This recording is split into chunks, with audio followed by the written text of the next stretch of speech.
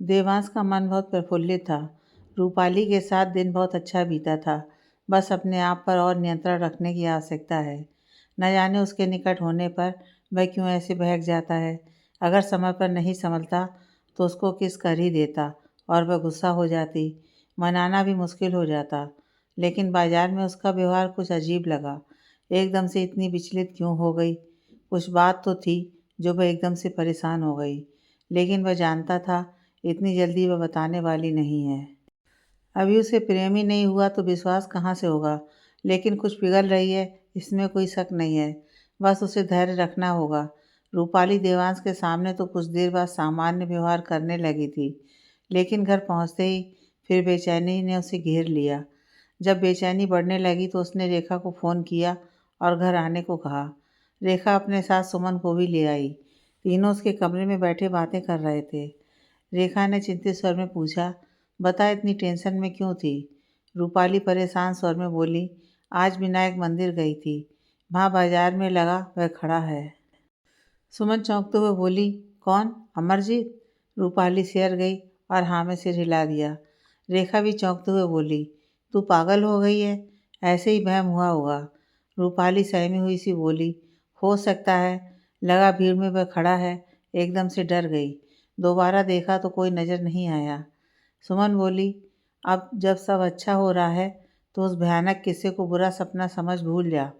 तभी अमन कमरे में प्रवेश करता हुआ बोला, क्या हुआ? क्यों ऐसे मुंह लटकाकर बैठी हो तीनों? रेखा झुंझलाकर बोली, तुझे क्या? हमारे पास गहन चिंतन के विषय हैं। तू बता, तू क्या करने आया है? अमन रूपाली से बोला, सुन, तू अपने हीरो से कहे ना कुछ प्रोसेस का इंतजाम कर दे। 2 दिन बाद स्टेडियम में लेजर शो है, बहुत मस्त होगा। सुमन बोली, क्यों, टिकट नहीं मिल रही है क्या? अमन बोला, पता नहीं, मिल रहे हैं या ख़त्म हो गए, लेकिन बहुत महंगी है। रूपाली संकुचित स्वर में बोली, मैं कैसे मांग सकती हूँ ना जाने क्या सोचेंगे। सुमन मुंह बनाते हुए बोली, खुश हो जाएगा, उसे उसकी रूपा रानी की सेवा करने का मौका मिल रहा है। रूपाली शर्माते हुए बोली, कुछ भी ज़रूरी है उनके पास पासेज हों? अमन बोला, ज़्यादा उनको उनको मत कर। उसकी कंपनी शो स्पॉन्सर कर रही है। उसके पास पासेज नहीं मिलेंगे तो किसके पास मिलेंगे? रूपाली शर्माते हुए बोली, मुझे नहीं अच्छा लगता इस तरह फेवर मांगना। मैं क्या बोलूँगी? सुमन झल्लाते हुए बोली, चल चल, तू फ़ोन में ला, हम बता देंगे तुझे क्या बोलना है। इतने पैसे वाला है, हमें भी तो कुछ फ़ायदा मिलना चाहिए। रूपाली मुंह बनाते हुए बोली, मेरे पास तो देवांश जी का फ़ोन नंबर तक नहीं है। तीनों एक साथ चीखे, क्या? फिर रेखा बोली, देवांश बेकार ही नहीं रोता, कैसी बेवकूफ़ पल्ले पड़ी है उसके। चल अंकल से लेकर आ नंबर। रूपाली की तीनों के आगे एक न चली और जवार से जाकर फ़ोन नंबर मांगना पड़ा। रूपाली ने फ़ोन मिलाया। उधर से देवांश की आवाज़ सुनते ही उसकी बोलती बंद हो गई। जब देवांश को हेलो बोलने पर कुछ जवाब नहीं मिला तो उसने ज़ोर से कहा, कौन है? बोलते क्यों नहीं हो? तब रूपाली ने घबराते हुए कहा, मैं रूपाली हूँ। देवांश का स्वर एकदम से बदल गया।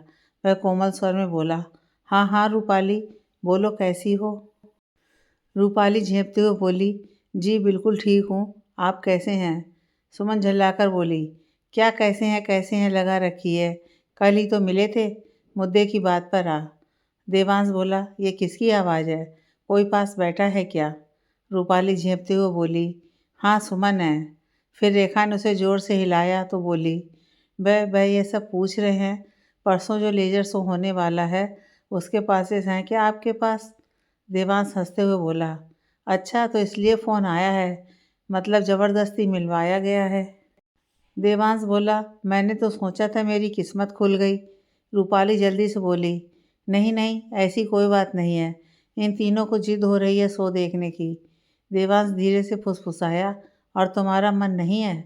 रूपाली शर्माते हुए बोली, आपको परेशानी होगी तो रहने दीजिए, ऐसा कोई कंपलसरी नहीं है। देवांश बोला, नहीं नहीं, मुझे कोई परेशानी नहीं है, मैं परसों तुम सबको शाम 7 बजे लेने आ जाऊंगा।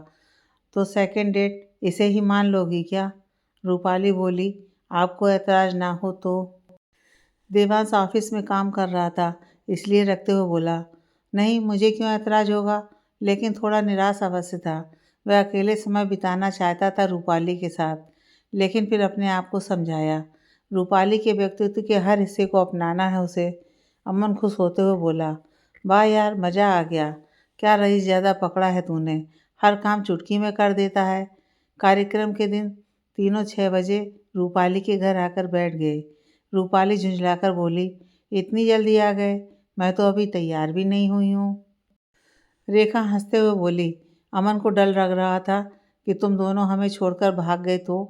अमन झेपते हुए बोला, क्या पता चलता है प्रेमी प्रेमिकाओं का, कभी हमें कबाब में हड्डी समझ चुपचाप निकल गए। सो शानदार था। चारों भारी उत्साह और एकाग्रता से उसका मजा ले रहे थे। देवांश ऐसे शो पहले भी कई बार देख चुका था। उसका ध्यान रूपाली की तरफ था। उसकी चमकती आंखें और बाल सुलभ उत्साह देख सोच रहा था, सारी दुनिया देख चुका हूँ, अब दोबारा रूपाली की नज़रों से देखूंगा तो बहुत सुंदर लगेगी। रूपाली ने उसको अपनी ओर देखते हुए देखा तो धीरे से हाथ मारते हुए बोली, इधर क्या देख रहे हो, सामने देखिए कितना सुंदर नज़ारा है। देवांश बोला, मेरा मन, मैं कहीं भी देखूं। रूपाली शर्माते हुए बोली, इन तीनों ने मेरी खिंचाई करनी है बाद में, अब चुपचाप सामने मुंह कर लो। देवांश को उन तीनों की सादगी और मजाकिया स्वभाव अच्छा लगा।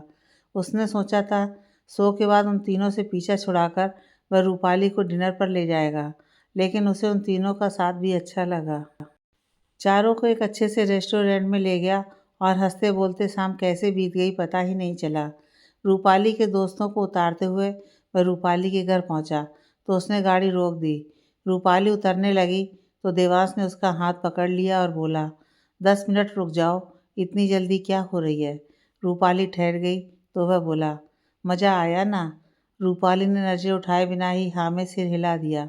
देवांश की उंगलियां बहुत देर से मचल रही थीं रूपाली के चेहरे पर गिरती लटों को पीछे करने के लिए। उसने धड़कते दिल से धीरे से उसके माथे से बाल हटाए तो रूपाली ने मुस्कुराते हुए उसे देखा। देवांश बोला, शादी का एक मुहूर्त 20 दिन के बाद का निकल रहा है और एक 2 महीने बाद का। तुम्हें जो सही लगे वह फाइनल कर देते हैं।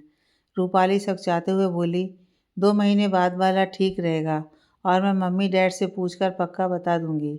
सुनकर देवांश को निराशा हुई, लेकिन इस बारे में बोला कुछ नहीं। उसने पूछा, अगली बार कब और कहाँ मिलना है। रूपाली बोली, देखते हैं, 2 बार तो मिल ही लिए हैं। देवांश धीरे से बोला, परसों मैं सारा दिन तुम्हारे साथ बिताना चाहता हूँ, मेरा जन्मदिन है। रूपाली खुश होते हुए बोली, अच्छा, ये तो बड़ी अच्छी बात है। इस बार स्थान और समय आप डिसाइड कर लीजिए। देवांश बोला, ठीक है, मैं 11 बजे तुम्हें लेने आऊँगा। रूपाली मान गई। देवांश ने गाड़ी में बैठे बैठे ही गाड़ी का हॉर्न बजाया, लेकिन रूपाली बाहर नहीं आई। मजबूरन उसे गाड़ी से उतरकर दरवाजे की घंटी बजानी पड़ी। रूपाली ने दरवाज़ा खोला तो उसके पीछे उसके तीनों दोस्त भी खड़े थे। देवांश को देखते ही तीनों ज़ोर से हैप्पी बर्थडे गाने लगे। फिर रूपाली उसका हाथ पकड़कर उसे अंदर ले गई, जहाँ टेबल पर एक घर का बना केक रखा था। राधिका और जवार भी वहीं बैठे थे। देवांश का मन भर आया। कई सालों बाद अपने जन्मदिन पर उसे इतना अपनापन मिला था। रूपाली के दोस्तों ने उसे एक बड़ा सा कोलाज दिया, जिसमें रूपाली की बचपन से लेकर अब तक की तस्वीरें थीं।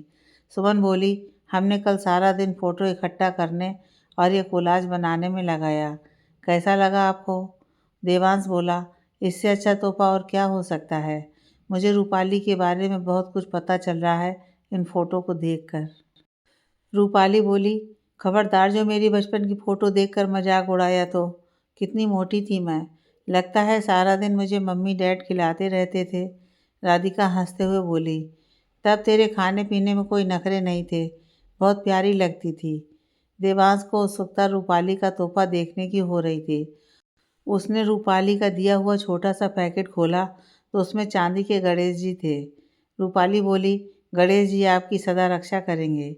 राधिका बोली, बेटा हम दोनों तो आपको आशीर्वाद ही दे सकते हैं, सदा खुश रहो। देवांश उनके पैर छूते हुए बोला, इससे बड़ा तोहफा तो और कुछ हो ही नहीं सकता मेरे लिए। राधिका ने नाश्ता बना रखा था, वह खाकर देवांश बोला, मैं सारा दिन रूपाली के साथ बिताना चाहता हूँ, आप दोनों को कोई एतराज़ ना हो तो। जवाहर बोला, नहीं बेटा, आज तो बहुत ख़ास दिन है आपके लिए। हमें कोई परेशानी नहीं है। रास्ते में देवांश ने रूपाली से पूछा, जानती हो कहाँ ले जा रहा हूँ? उसी फार्म हाउस पर। लेकिन आज तुम्हें किडनैप नहीं कर रहा हूँ। तुम अपनी मर्जी से जा रही हो। रूपाली मुस्कुराते हुए बोली, इन कुछ दिनों में सब कुछ बदल गया है। रूपाली को महसूस होने लगा था कि वह देवांश की दीवानी होती जा रही है। वह कल्पना करने लगी थी, जब देवांश किस करेगा तो कैसा लगेगा। सोच कर ही उसकी दिल की धड़कनें तेज हो जाती। देवांश गाड़ी चलाते हुए बोला, आज भी मौसम बारिश का हो रहा है। रूपाली खिड़की में से हाथ बाहर निकालते हुए बोली, ठंडी ठंडी हवा चल रही है, मस्त मौसम हो रहा है। फार्म हाउस पहुंचकर गाड़ी खड़ी कर देवांश बोला, चलो पहले थोड़ा घूम लेते हैं, फिर अंदर चलेंगे। चारों तरफ हरे भरे पेड़ थे। प्राकृतिक नज़ारा अद्भुत था। जहाँ देवांश का फार्म हाउस खत्म हो रहा था, उसके आगे जंगल ही जंगल था। तभी कुछ बूंदें आसमान से गिरीं। देवांश ने कहा, चलो अगर भीगना नहीं है तो। दोनों भागने लगे, लेकिन कुछ दूर भागने के बाद रूपाली हाँफने लगी और रुक गई। देवांश मजाक बनाते हुए बोला, इतनी जल्दी थक गई? रूपाली ने कुछ जवाब नहीं दिया और तेज तेज सांसें लेने लगी। देवांश ने उसे एक घने पेड़ के नीचे खींच लिया। गीली मिट्टी और फूलों की खुशबू से वातावरण मोहक हो रहा था। देवांश ने एक बांह के घेरे में उसे ले लिया और दूसरे हाथ से उसकी नाक पर पड़ी पानी की बूंदों को हटा दिया। वह पेड़ के सहारे टिक गया और रूपाली को दोनों बाहों के घेरे में ले अपने बिल्कुल करीब खींच लिया। उसके बाल माथे पर आ गए थे और मोतियों की तरह पानी की बूंदें यहाँ वहाँ उसके बालों पर पड़ी थीं। रूपाली ने नजरें देवांश के बालों से हटाकर उसकी आंखों में डाली तो समझ गई वह उसे किस करने वाला है। देवांश की एक बाँह रूपाली के कंधे पर कसती जा रही थी और दूसरा हाथ उसके बालों में था। उसने हल्का सा दबाव डाल उसका सर पीछे किया और अपने होठों से रूपाली के होठों को बहुत कोमलता और हल्के से छू लिया। रूपाली के मुंह से आह निकली और वह देवांश के सीने से लग गई। देवांश का शरीर एकदम से तन गया, जैसे उसे बिजली का करंट लगा हो। उसने अपनी बाहों की पकड़ ढीली छोड़ दी और दूर शून्य में देखता हुआ बोला, तुम जब भी करीब होती हो, मैं अपने आप को रोक नहीं पाता हूँ। मुझे ये नहीं करना चाहिए था।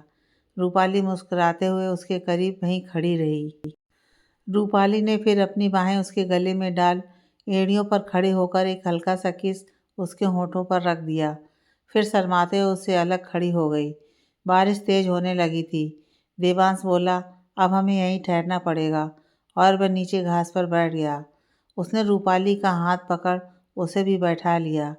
फिर उसका हाथ अपने होठों तक ले जाते हुए बोला, तुम जिस एहसास की बात कर रही थी वह मुझे महसूस होने लगा है। मुझे प्रेम समझ आने लगा है। अब तुम्हारी खुशी और इच्छा मेरे लिए सबसे ऊपर है। तुम मेरे बारे में क्या सोचती हो? रूपाली उसके कंधे पर अपना सिर रखते हुए बोली, मुझे आपके साथ समय बिताना अच्छा लगता है। मैं कंफर्टेबल हूँ आपके साथ। आप मुझे अच्छे लगते हैं। देवांश कुछ पल के लिए खामोश रहा, जैसे मन में कुछ सोच रहा हो। फिर धीरे से बोला, एक बात बताओ, उस दिन मंदिर गए थे, तब तुम इतनी टेंशन में क्यों आ गई थी? रूपाली ने धीरे से अपना सिर देवांश के कंधे पर से हटाया और टपकती बूंदों को देखने लगी। सोच रही थी बताना उचित होगा कि नहीं। अभी तो प्रेम हुआ है, आज ही इजहार किया है। फिर लगा दोनों के विश्वास की परीक्षा है। उसको स्वयं को कितना विश्वास है देवांश पर कि अपना भूत उसे बता सके, और देवांश को कितना विश्वास है यह उसकी प्रतिक्रिया से पता चलेगा। रूपाली ने निर्णय लिया, अगर प्रेम विश्वास की नींव पर खड़ा नहीं हो तो बेबुनियाद है।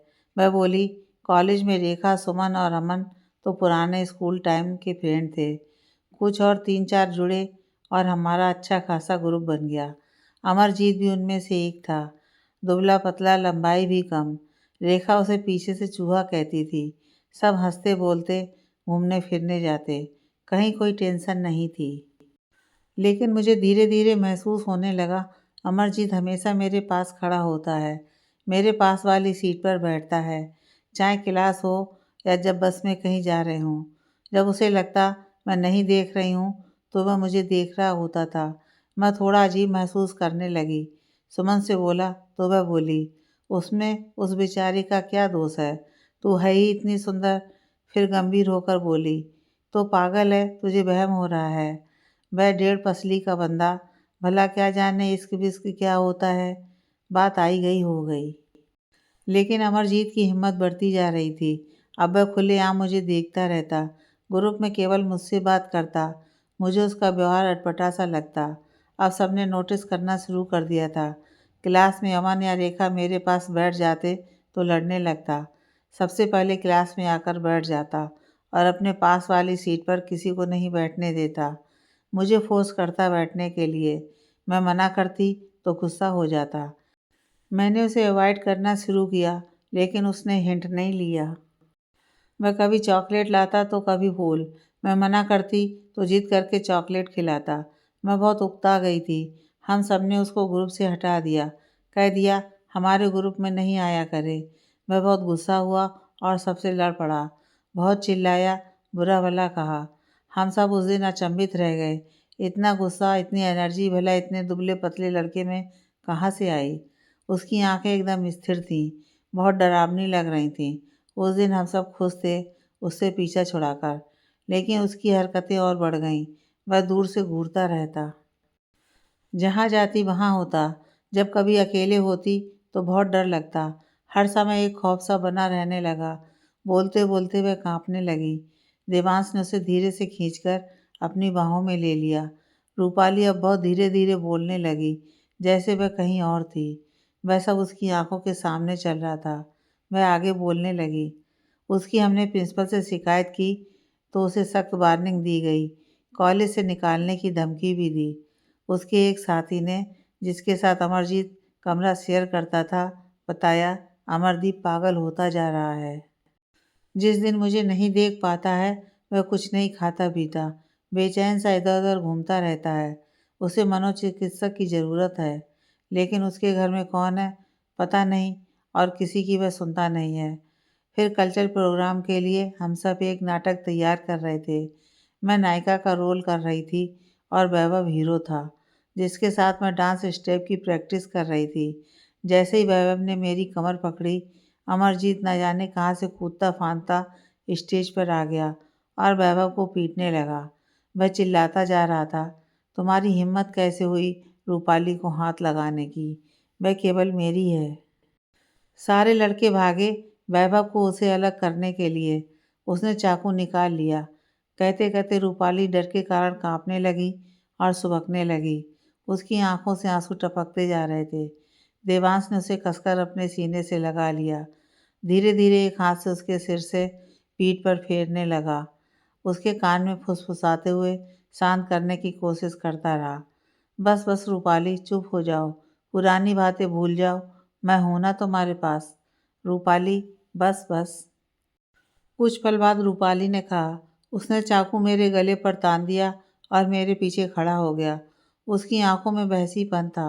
वह सबसे बोला, खबरदार जो कोई हमारे पास आया, मैं रूपाली को लेकर जा रहा हूँ। किसी ने रोका तो मैं रूपाली का गला काट कर खुद भी मर जाऊंगा।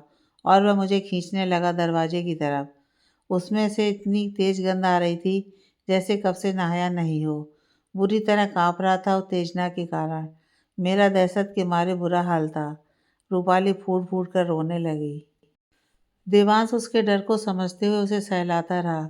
उसे जिज्ञासा हो रही थी आगे क्या हुआ, लेकिन रूपाली पर दबाव नहीं डालना चाहता था। वह कुछ देर रोती रही, फिर बोली। वह दरवाजे की तरफ बढ़ रहा था, लेकिन उसकी पीठ थी उस तरफ। तभी कॉलेज के चौकीदार अंकल दरवाजे से घुसे और अमरजीत के सिर पर डंडे से वार किया। उसके हाथ से चाकू छूट गया और मैं हाँफते खांसते हुए गिर गई। कॉलेज से उसे रस्टिकेट कर दिया और पुलिस उसे पकड़ कर ले गई। 2 साल के करीब हो गए हैं। अब पता नहीं वह कहाँ है। फिर देवांश ने धीरे से पूछा, उस दिन क्यों इतना डर गई थी? इतनी टेंस क्यों हो गई थी? वह बोली, उस दिन बाजार में मुझे लगा भीड़ में वह खड़ा है और वह सिहर गई। देवांश को बहुत गुस्सा आ रहा था। रूपाली की सुरक्षा को लेकर चिंता भी हो रही थी। उसने मन ही मन निश्चय किया, रूपाली की सुरक्षा के लिए वह कुछ भी करेगा। बारिश अभी भी हो रही थी। रूपाली देवांश के सीने से लगी बहुत देर तक बैठी रही। बारिश के रुकने का इंतजार करते हुए दोनों अपने अपने ख्यालों में खोए हुए थे। अगले दिन रूपाली के पास देवांश का फ़ोन आया। वो कह रहा था, रूपाली बहुत सतर्क रहना, ध्यान रखना अपना। मैंने पता किया है, अमरजीत जेल से निकल चुका है। मैं तुम्हारी सुरक्षा के इंतजाम करने वाला हूँ, तुम बिल्कुल मत डरना। सुनकर रूपाली डर के मारे कांपने लगी। रूपाली को विश्वास नहीं हुआ अमरजीत जेल से छूट चुका है। उसे लगा उसका डर हकीकत बन गया है। क्या करेगी वह? हर पल खौफ लगा रहेगा। जहाँ जाएगी भीड़ में अमरजीत को ही ढूंढती रहेगी। कब तक इस तरह डर के साथ जिएगी? उसने अपने मन को समझाया, हो सकता है अमरजीत बदल गया हो। जेल में इतना समय बिताने के बाद उसको समझ आ गया हो कि वह गलत था और खुद ही उससे दूरी बनाकर रखेगा। वह बेकार दोबारा क्यों मुसीबत में पड़ेगा। अकेली तो रात को उसके माँ पिताजी कहीं वैसे भी नहीं जाने देते और ध्यान रखेगी कि कहीं सुनसान जगह नहीं जाएगी। बहुत सावधानी से रहेगी। उसने राधिका और जवाहर को भी बताया तो दोनों के चेहरे डर के मारे सफ़ेद पड़ गए। वे अमरजीत से एक दो बार कॉलेज के समय में मिले थे, लेकिन तब नहीं जानते थे कि इतना बड़ा साइको है वह। रूपाली ने तब उसके व्यवहार के बारे में उन्हें बताया भी नहीं था। यह सोचकर बेकार चिंतित हो जाएंगे। उन्हें तो उसके बारे में हादसे वाले दिन पता चला था। रूपाली के दोस्त डरी सहमी रूपाली को घर पहुंचाने आए थे। दोनों बहुत बुरी तरह डर गए थे। बाद में कई चक्कर लगाने पड़े थे पुलिस थाने और कोर्ट के। सबकी गवाही और सबूत के बलबूते पर अमरजीत को 3 साल की सज़ा हो गई थी। सज़ा के बाद भी अमरजीत को कोई पछतावा नहीं था। कोर्ट में भी चिल्लाकर बोला था, रूपाली मेरा इंतज़ार करना, रिहा होते ही मैं लेने आऊँगा। सुनकर रूपाली की आत्मा काँप गई थी। उसे विश्वास नहीं हुआ था कोई ऐसा किसी के लिए पागल कैसे हो सकता है। रूपाली की बात सुनकर राधिका तो रोने लगीं। रोते हुए बोली, मैं तो भूलने लगी थी वह भयानक हादसा। भूत कभी भी पीछा नहीं छोड़ता। उसने फिर पहले जैसे हमला कर दिया तो? पहली बार किस्मत अच्छी थी, इतने लोग आसपास थे। जवाहर चिंतित स्वर में बोला, हो सकता है उसे अकल आ गई हो। अच्छा सोच, सब अच्छा होगा। राधिका बोली, अच्छा सोचने से ज़्यादा ज़रूरी है प्रैक्टिकल सोचना। हमें रूपाली की सुरक्षा के बारे में सोचना चाहिए। जवाहर दुखी स्वर में बोला, वह खतरा कोई सीमित समय के लिए तो है नहीं, कब तक खौफ में जिएंगे। रूपाली चिंतित स्वर में बोली, आप दोनों टेंशन मत लो, मैं कहीं भी जाऊंगी बहुत सावधान रहूंगी। इससे ज़्यादा हम कुछ नहीं कर सकते। उन तीनों की बात करते करते देवांश आ गया। उसके साथ कई लोग थे। उन तीनों को चिंतित देखकर बोला, परेशान मत हो, मैं रूपाली की सुरक्षा के सारा इंतजाम कर दूंगा। फिर घर में जो अफरा तफरी मची, वे तीनों तो मुँह भाए सोफे पर बैठे रहे। थोड़ी देर बाद देवांश भी आकर बैठ गया और बोला, मैंने टाइट सिक्योरिटी लगा दी है। घर के बाहर एक आगे और एक पीछे हमेशा गार्ड खड़ा रहेगा। रूपाली, अब तुम स्कूटी पर कहीं नहीं जाओगी। मैंने एक गाड़ी ड्राइवर सहित खड़ी कर दी है, उसमें भी एक गार्ड रहेगा। जहाँ भी जाओगी वे दोनों तुम्हारी सुरक्षा का ध्यान रखेंगे। इलेक्ट्रॉनिक बेल लगवा दी है, जो भी आएगा पहले कैमरे से चेक कर लेना कौन है, फिर दरवाज़ा खोलना। गार्ड भी आते जाते चेक करेगा कौन आ रहा है कौन जा रहा है। फिर एक लंबी सांस खींचते हुए देवांश रूपाली से बोला, चलो एक कप चाय पिला दो। चाय पीकर वह चला गया। राधिका बोली, क्या तूफान मेल है, इतनी सी देर में घर को किला बना दिया। रूपाली बोली, अमरजीत नाम की सही परेशानी गले पड़ गई है। जवाहर बोला, लेकिन देवांश ने पुख्ता इंतजाम कर दिए हैं। रूपाली की सुरक्षा के लिए चिंता करने की अब कोई हमें ज़रूरत नहीं है। लेकिन ये पुख्ता इंतजाम इतने दमघोंटू हैं, ये जल्दी ही तीनों को समझ आ गया। सब्जी लेने भी बाहर खड़ी होती रूपाली तो एक गार्ड उसके पास आकर खड़ा हो जाता और चारों तरफ देखता रहता। रूपाली को बड़ा असहज लगता। फिर पड़ोसी बातें बनाने लगे। एक ने पूछा सब्जी लेते हुए, क्या हुआ, हमला होने वाला है क्या तुम पर? रूपाली झेंपते हुए बोली, नहीं ऐसी कोई बात नहीं है, बस किसी ने धमकी दी थी। दूसरी बोली, सुना है किसी रईस लौंडे से ब्याह हो रहा है तुम्हारा, तभी गाड़ी वाड़ी खड़ी रहने लगी है दरवाजे पर। पहली बोली, इसे कितनी बार तो पूछा क्या लेप लगाती है चेहरे पर जो इतना दमकता है, मजाल है जो बता दिया हो। मेरी मिन्ना के लगवा देती तो वह भी पैसे वाला लौंडा फंसा लेती। रूपाली बिना सब्जी लिए अंदर चली गई। एक दिन रेखा ने फ़ोन पर झुंझलाकर कहा, यार तेरे घर आने में बोरियत होती है अब। वह तेरा गार्ड कुत्ते की तरह सूंघता है, 10 सवाल करता है, तब अंदर जाने को मिलता है। रूपाली उदासी भरी आवाज़ में बोली, हाँ मैं समझ सकती हूँ। ऐसा करते हैं, मैं ही आ जाती हूँ। रेखा चिल्लाई, नहीं तू रहने दे, तेरा वह गार्ड भी लटक कर आएगा। मैं ही आ जाऊँगी 1-2 दिन में मिलने। वैसे भी मैं आगे पढ़ने के लिए फार्म भर रही हूँ। मेरी तो शादी नहीं हो रही है ना। रूपाली ने निराशा में फ़ोन रख दिया। हर 1.5-2 घंटे में देवांश का फ़ोन आ जाता। सब ठीक तो है ना? वह शाम को ऑफिस से घर जाते हुए निरीक्षण करने आता स्थिति का। तीनों गार्ड से पूछताछ करता। कुछ संदिग्ध तो नज़र नहीं आया। रूपाली को बार बार हिदायत देता। उस दिन भी देवांश निर्देश दे रहा था, रूपाली अपनी आंखें खुली रखना, जरा भी कुछ गड़बड़ लगे तो तुरंत गार्ड को सतर्क करना। रूपाली हाँ हाँ कर रही थी। उसका ध्यान देवांश की बातों में कम, उस पर अधिक था। उसको लग रहा था कि उसकी दोनों सखियां सही कह रही थीं। देवांश बहुत मैनली और हैंडसम है। इस समय जब पूरी एकाग्रता से अपने कार्य में लगा हुआ है तो गजब लग रहा है। हमेशा उसके बाल सलीके से बने होते हैं, लेकिन इस समय तनाव के कारण बेतरतीब हो रहे थे। जीन्स और टी शर्ट में और भी अधिक प्रभावशाली लग रहा था। अधिकतर शर्ट पैंट पहनने वाला उस दिन कुछ अलग ही लग रहा था। अपने ही सपनों में खोई अपने आप से बात कर रही थी रूपाली। अब तो सचमुच प्यार हो गया है। तभी देवांश कह रहा था, फिर लगा तुम्हें कि अमरजीत कहीं आसपास है? अपने ख्यालों में खोई धीरे से फुसफुसाई, हाँ। देवांश कुर्सी पर बैठा था, उचक कर उसके पास आकर खड़ा हो गया। वह चिंतित और ऊंची आवाज में बोला, क्या तुमने बताया भी नहीं रूपाली? रूपाली जैसे होश में आई हो, शर्माते हुए बोली, नहीं नहीं, मैं कुछ और सोचने लगी थी। उसके गालों की लाली और आंखों की लज्जा देख देवांश धीरे से बोला, और क्या सोच रही थी रूपाली? रूपाली बात पलटते हुए बोली, यही कि आप कितनी सीरियसली सब काम कर रहे हैं। वैसे आपने उस दिन फार्म हाउस के लिए पूरे दिन की छुट्टी ली थी, बड़ा आश्चर्य हुआ। देवांश रूपाली की बगल में सोफे पर बैठकर उसकी तरफ देखते हुए उसका हाथ पकड़कर बोला, तुमसे ही सीखा है रूपाली, रिश्ते को अहमियत देना। मुझे समझ आ गया है, बिजनेस से भी ज़रूरी कुछ और चीज़ें हैं, और इस वक्त तुम्हारी सेफ्टी सबसे इम्पॉर्टेंट है। रूपाली को उसकी आंख में दर्द नजर आ रहा था।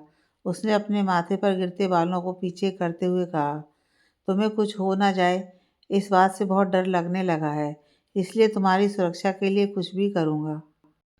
देवांश खामोश हो गया। रूपाली भी इतनी भावुक हो गई थी कि कुछ नहीं बोल पाई। वातावरण तनाव और भावना से भारी हो रहा था। सन्नाटे में दोनों को अपने दिल की धड़कनें ही सुनाई दे रही थीं। देवांश रूपाली के बिल्कुल करीब आकर उस पर झुक गया और बोला, तुम्हारे बिना जिंदगी की अब मैं कल्पना भी नहीं कर सकता। रूपाली की आंखें नम हो गईं। देवांश धीरे से उसकी तरफ मुड़ा और उसके चेहरे को अपने दोनों हाथों में ले कुछ पल निहारता रहा। फिर अपने कांपते होंठ उसके होंठों पर रख दिए। रूपाली ने भी आंखें बंद कर लीं और अपनी बाहें देवांश के गले में डालते हुए और करीब खिसक गई। वह इस एहसास को पी लेना चाहती थी। उसके होंठों पर बढ़ता दबाव, पीठ पर फिसलती उंगलियां, उसकी पूरी देह जागृत हो गई थी। देवांश ने धीरे से दबाव डालकर रूपाली को सोफे पर लिटा दिया और उसके ऊपर अपना भार डालते हुए बोला, रूपाली, एक बार दिल से बोलो, तुम भी मुझे प्यार करती हो? रूपाली ने अपनी उंगलियां उसके बालों में घुमाते हुए उसकी पीठ पर फेरते हुए उसे महसूस किया। फिर उसकी आंखों में देखा, उसके चेहरे पर तनाव था, माथे पर पसीना था। उसने धीरे से उसका एक हाथ अपने सीने पर रखते हुए कहा, मेरी धड़कनें सुनिए, अब हर धड़कन एक ही बात कहती है, आई लव यू। देवांश की आंखों में तूफान था, जैसे सारे वादे आज ही लेना चाहता हो। वह भर्राई आवाज में बोला, बोलो, तुम केवल मेरी हो और हमेशा मेरी रहोगी। रूपाली ने हाँ में सिर हिलाते हुए कहा, हाँ मैं हमेशा आपके साथ रहूंगी। और न जाने कितनी देर तक दोनों एक दूसरे से बातें करते रहते कि अंदर से राधिका की आवाज़ आई, खाना लगा दूं क्या? दोनों जैसे होश में आए, एकदम से अलग हुए। देवांश बहुत कोशिश कर रहा था अमरजीत के बारे में पता करने की कि आखिर वह है कहाँ, लेकिन न पुलिस जानती थी, न उसके आदमी पता कर पा रहे थे। हर दिन उसके लिए भारी पड़ रहा था। वह बौखलाहट महसूस करने लगा था। वह खाना पीना भूलकर बस अमरजीत के बारे में पता करने में लगा रहता था। रूपाली भी 10-15 दिन में बिल्कुल चिड़चिड़ी हो गई थी। अमरजीत के रिहा होने से डर लग रहा था, लेकिन 24 घंटे खड़े गार्ड और देवांश की चिंता के कारण डर हर पल उस पर हावी रहने लगा था। उसको ऐसा लगता वह डर को जी रही थी, न भूख लगती न किसी काम में मन लगता। अब वह देवांश से भी चिल्लाकर बात करने लगी थी। उसकी झल्लाहट सुनकर देवांश चुप हो जाता, पर रूपाली की स्थिति समझ रहा था। उसे लगता रूपाली सही थी। हर वक्त एक डर के माहौल में जीना बहुत कठिन है। वह अपनी तरफ से बहुत कोशिश कर रहा था अमरजीत के बारे में पता करने की, लेकिन सफलता हाथ नहीं लग रही थी। इस कारण वह बहुत बेबस महसूस कर रहा था, लेकिन और क्या करे। रूपाली को खोने का डर और अकेलापन वह समझता था। अब रूपाली ही उसकी ज़िंदगी थी। बस एक बार अमरजीत का पता चल जाए वह कहाँ है, फिर वह उसके पीछे अपने आदमी लगा देगा और हर समय उस पर नज़र रखेगा। रोज़ शाम को जाता रूपाली के घर और एक बार कसकर रूपाली को गले लगाता, लेकिन उसको देखकर एकदम प्रफुल्लित होने वाली रूपाली अब बुझे मन से उसका स्वागत करती। वह थकी हुई और बोझिल लगती। देवांश उसको सांत्वना देता, बस कुछ दिन की बात है, लेकिन अब उसके लिए यह स्थिति असहनीय होती जा रही थी। देवांश ऑफिस में बैठा विचार कर रहा था कि आगे क्या करना है। लाचारी में उसने जोर से पेपर वेट फर्श पर देकर मारा। क्या करें क्या ना करें, यही सवाल बार बार दिमाग में आ रहा था।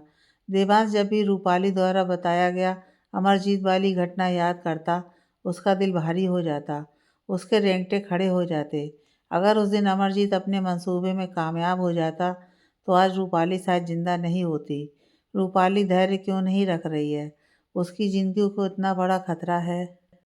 पहले 4-5 दिन देवास ने समझाने की कोशिश की और रूपाली ने ध्यान से सुना भी, लेकिन फिर हाँ हूँ करके बात टालने लगी। अब तो इस विषय पर कुछ सुनना ही नहीं चाहती, बल्कि उसे लगता उसके जाने पर वह ज़बरदस्ती कोई ना कोई काम करने लगती और उसके जाने का इंतज़ार करती। यह सोच सोच कर देवांश का सिर भारी हो रहा था। कई दिन से ठीक से सोया भी नहीं था, लेकिन जब तक खतरा टलता नहीं है वह रुक नहीं सकता। रूपाली भले ही धैर्य खो दे, खतरे को गंभीरता से ना ले। देवांश को लगता उसे तो सतर्क रहना ही होगा। अगर समाज के कहने सुनने की परवाह ना होती तो रूपाली को अभी से अपने घर में लाकर रख लेता। फिर वह रात को भी उसकी नज़रों के सामने रहती, उसे निश्चिंतता रहती। वह समाज की परवाह भी नहीं करता, लेकिन जवाहर के कारण ऐसा नहीं कर रहा था। एक दिन दिन के 4 बजे के आसपास उसने रूपाली को फ़ोन किया। सुबह से वह सुगंधा के साथ अनाथ आश्रम की ज़मीन पक्की करने के चक्कर में लगा था। उसे समय नहीं मिला।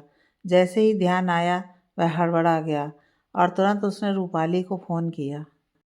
रूपाली उस समय बहुत उकताहट महसूस कर रही थी। इस स्थिति में ना कहीं आना जाना और ना कोई मिलने आ रहा था उसे। एक खौफ का माहौल अलग बना रहता हर समय। देवांश फ़ोन पर थकी सी आवाज़ में बोला, रूपाली तुम ठीक हो ना? कोई प्रॉब्लम तो नहीं है ना? रूपाली उस समय इतनी भरी बैठी थी कि एकदम से चिल्ला पड़ी, क्या ठीक है? प्रॉब्लम ही प्रॉब्लम है। ऐसा लगता है वह जेल से छूट गया और मैं जेल में कैद हो गई हूँ। रोज़ रोज़ मरने से अच्छा है एक बार में ही आकर वह मुझे मार दे, किस्सा ही ख़त्म हो जाएगा। देवांश सुनकर सकते में आ गया। बहुत प्यार से बोला, ऐसा मत कहो रूपाली, जल्दी सब ठीक हो जाएगा, हिम्मत रखो। रूपाली का गुस्सा शांत नहीं हुआ था।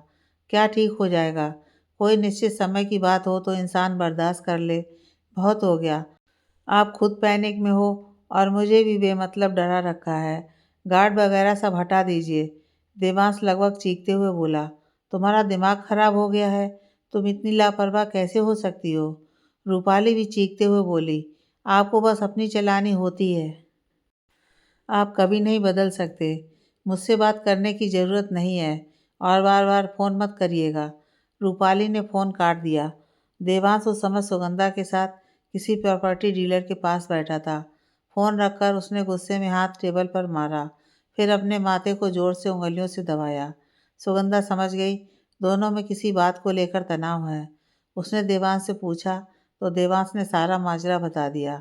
7 बज गए और देवांश रोज की तरह ऑफिस से घर जाते हुए नहीं आया। रूपाली को अपने व्यवहार पर दुख हो रहा था। सोच रही थी देवांश आएगा तो माफ़ी मांग लेगी। आखिरकार तो उसकी सुरक्षा के लिए ही सब कुछ कर रहा था वह। 7:30 बज गए और देवांश नहीं आया।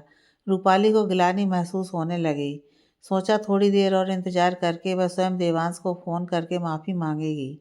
तभी दरवाजे की घंटी बजी। उसे लगा देवांश होगा। वह भागी खोलने, लेकिन सुगंधा आई थी। रूपाली ने झुककर पैर छुए तो वह मुस्कुराकर बोली, बस बस रहने दो, मुझे सचमुच सास की फीलिंग हो रही है। राधिका हंसते हुए बोली, बहन जी, सास तो आप बनने वाली ही हो, तो सास की फीलिंग होनी ही चाहिए। सुगंधा बोली, तो हम दोनों सास बहू को थोड़ी देर के लिए अकेले बात करने दीजिए। राधिका बोली, जी ठीक है, मैं अंदर हूँ, कुछ चाहिए हो तो बता देना। सुगंधा बैठते हुए बोली, बहुत परेशान लग रही हो, कुछ हुआ क्या? रूपाली नहीं जानती थी कि सुगंधा कितना जानती है और देवांश उसे कितना बताना चाहता है। हल्का सा मुस्कुराते हुए बोली, नहीं नहीं, कुछ नहीं हुआ। सुगंधा गंभीरता से बोली, मैं उस समय देवांश के साथ थी जब उसने तुम्हें फ़ोन किया था। बहुत परेशान लग रहा था। मैंने पूछा तो उसने सारी बातें बता दी।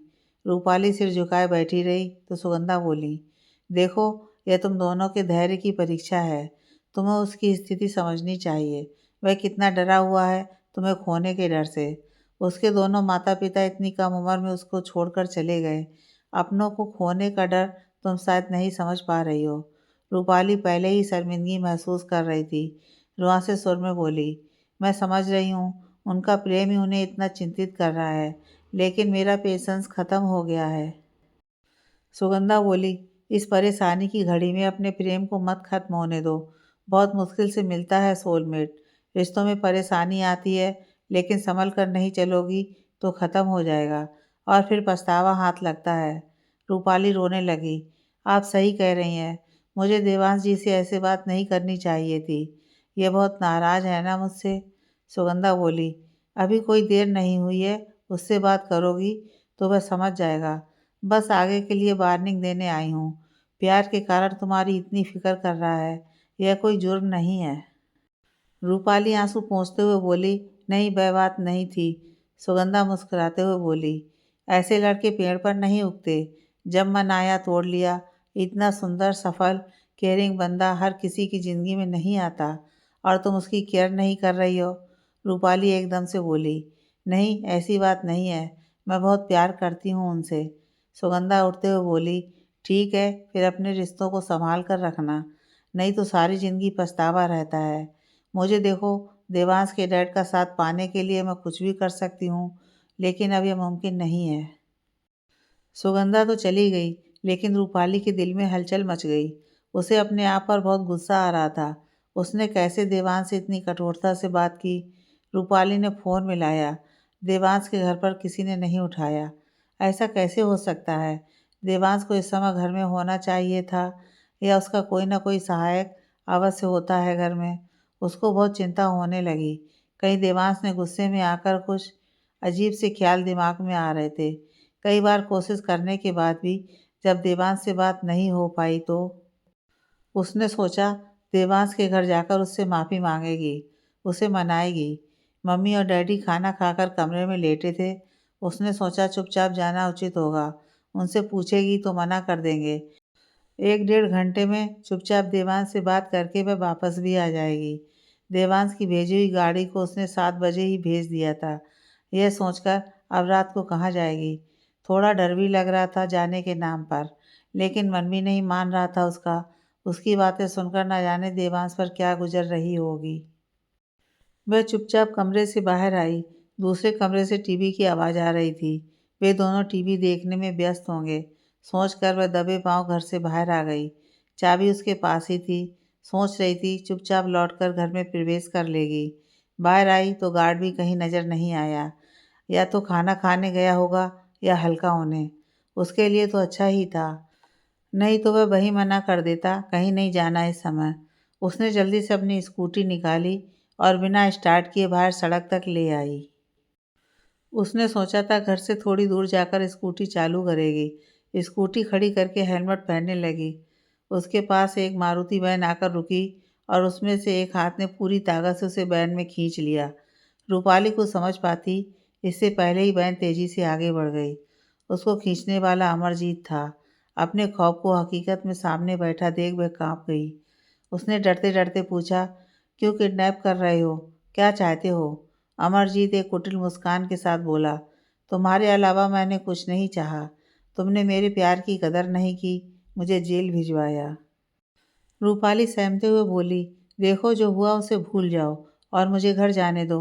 अमरजीत गुस्से में चीखा, भूल जाऊं? जेल में इतनी परेशानी झेली, भूल जाऊं?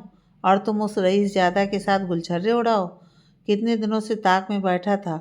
उस हरामी ने क्या कुछ नहीं किया अपनी तितली की सुरक्षा के लिए।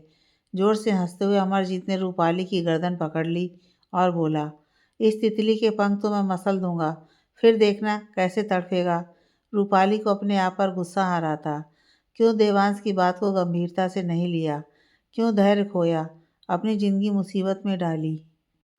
रोते हुए रूपाली बोली, मुझे जाने दो, मैंने तुम्हारा क्या बिगाड़ा है?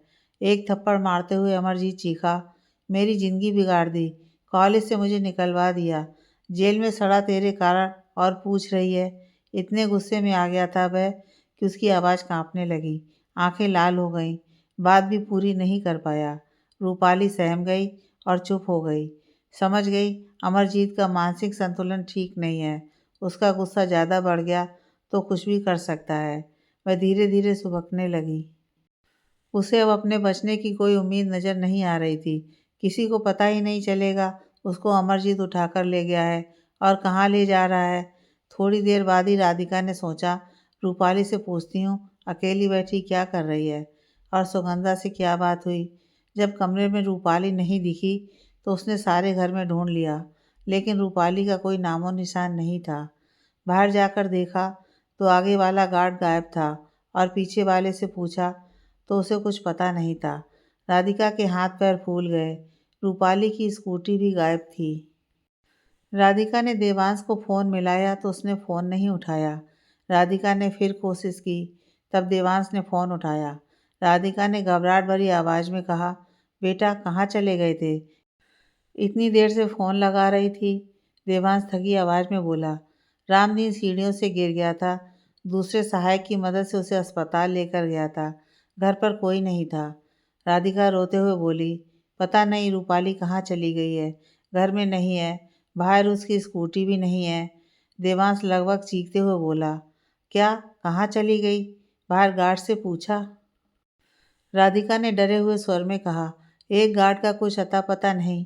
देवांश ने बोलते हुए, मैं आ रहा हूँ, फ़ोन काट दिया। देवांश के हाथ पैर फूल गए। जिस बात का डर था वही सच हो गया। रूपाली की जान खतरे में है। उसने तुरंत पुलिस को फ़ोन किया और उस संस्था को फ़ोन किया जिसके गार्ड उसने रूपाली के घर के बाहर खड़े किए थे। उनके कंट्रोल रूम से उस गार्ड से संपर्क करने को कहा। कुछ पल बाद ही गार्ड कंपनी से फ़ोन आया।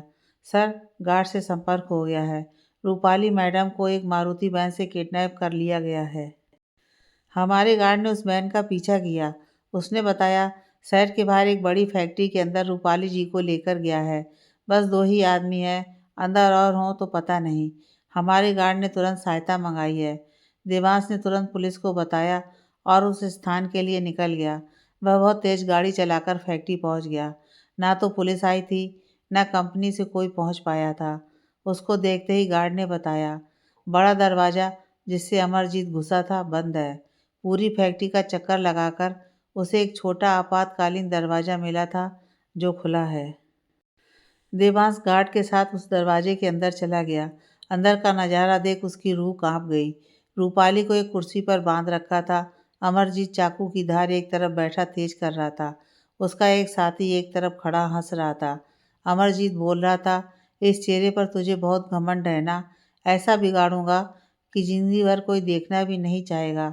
फिर फरमाइयो इश्क। रूपाली डर के कारण सुबक रही थी।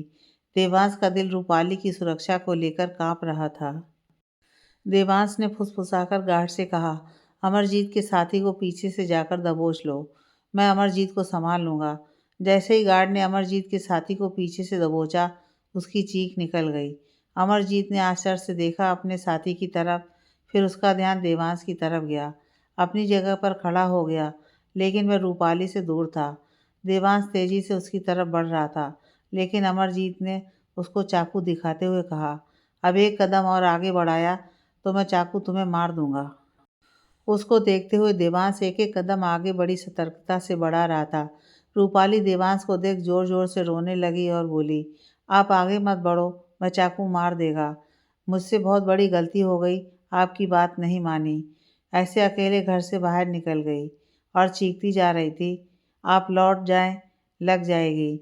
अमरजीत गुस्से से कांपने लगा। चुप हो जा साली, नहीं तो चाकू मैं तुझे मार दूंगा। एक तरफ रूपाली का चीखना चिल्लाना, दूसरी तरफ देवांश के बढ़ते कदम।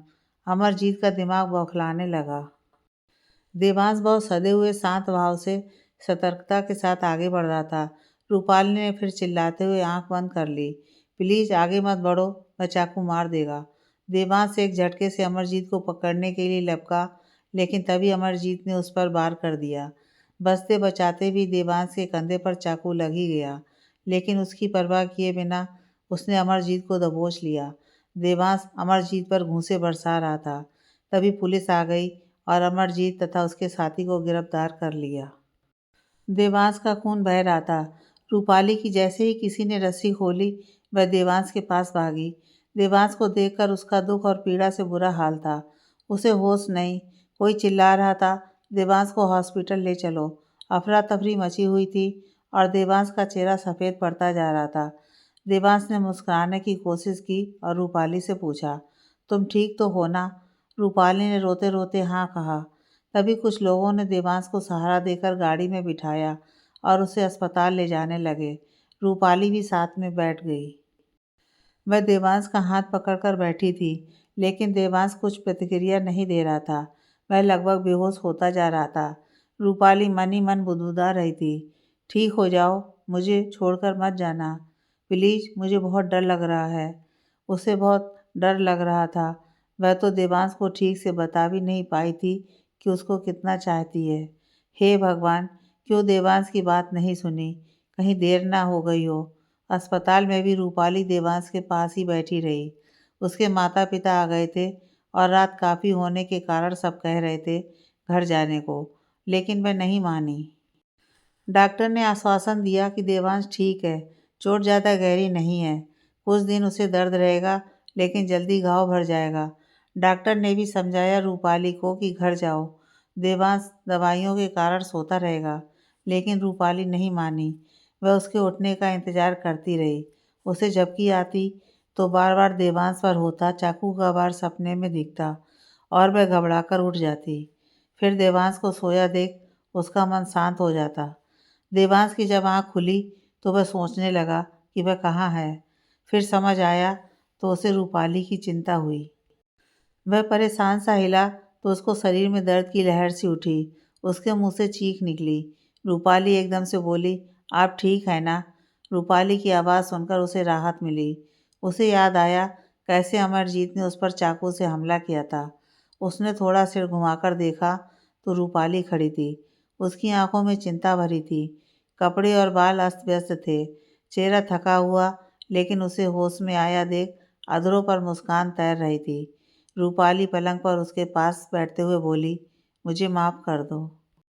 देवांश ने कराते हुए कहा, नहीं रूपाली, हम उस हादसे के बारे में अब एक शब्द नहीं कहेंगे। रूपाली ने धीरे से उसके माथे पर अपने होंठ रखे और उसके बगल में लेटते हुए बोली, ठीक है, लेकिन ये तो बता सकती हूँ मैं आपसे कितना प्यार करती हूँ। देवांश हंसते हुए बोला, इसकी इजाज़त है, यहाँ लेटे हुए भविष्य की योजना बना लेते हैं, कब और कैसे शादी करनी है, हनीमून पर कहाँ जाना है, कितने दिन का है। कोई जवाब नहीं मिला तो उसने थोड़ा मुड़कर देखा। रूपाली निश्चिंत होकर सो गई थी। उसने मुस्कुराते हुए अपने हाथ से उसके बाल सहलाए और आंखें बंद करके लेट गया।